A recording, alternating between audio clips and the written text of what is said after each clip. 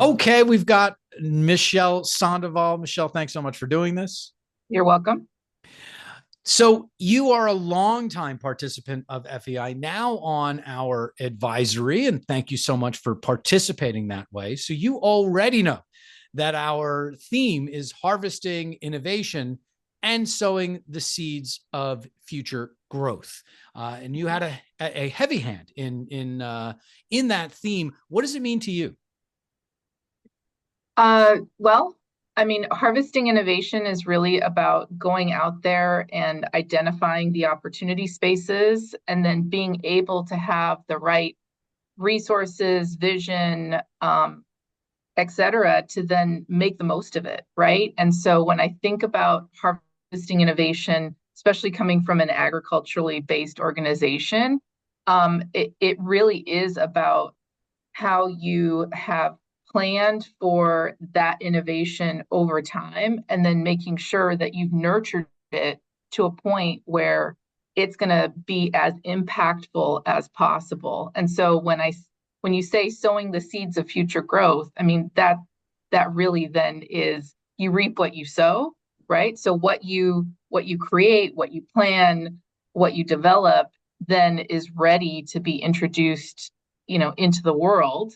And then at that point, hopefully it leads to growth. People appreciate what you've created. And then that builds to more and more creation and more ideas that spawn from that.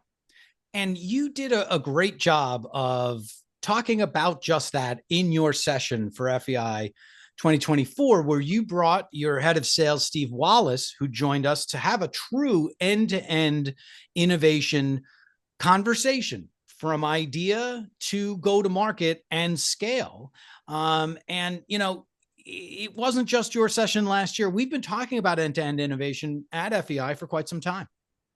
Yeah, we have. I mean, I think it's important to really understand you can have an idea, and if you really don't have a partner on the other end to go sell that idea or to again promote that idea, it doesn't flourish. It doesn't really grow.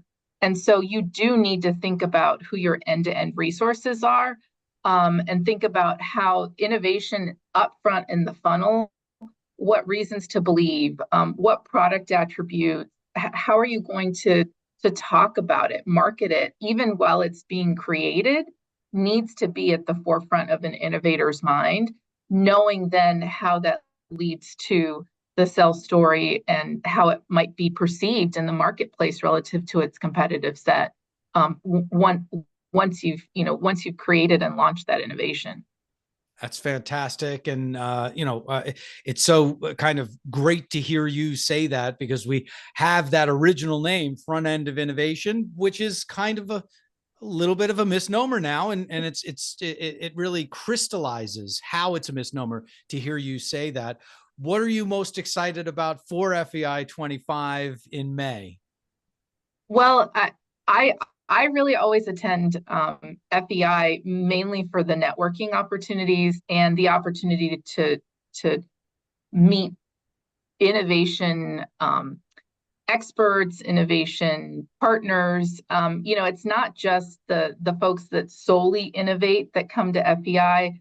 Really, I look forward to meeting all of the other resources that support that. As you mentioned, I brought forth our director of sales, not somebody you might expect to see at FEI, but they play a very critical role. And so it's really making sure that you have that chance to network with all the pieces of the puzzle, uh, not just the innovation experts or the innovation leaders that work in R&D or product innovation or innovation roles themselves, but our insights, our sales organization. I mean, even some of our supply chain partners.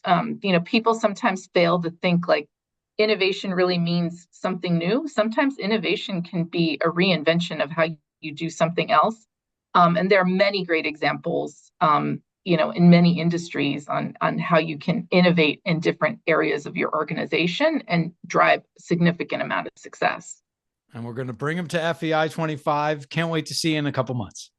Sounds great. Can't wait to see you then.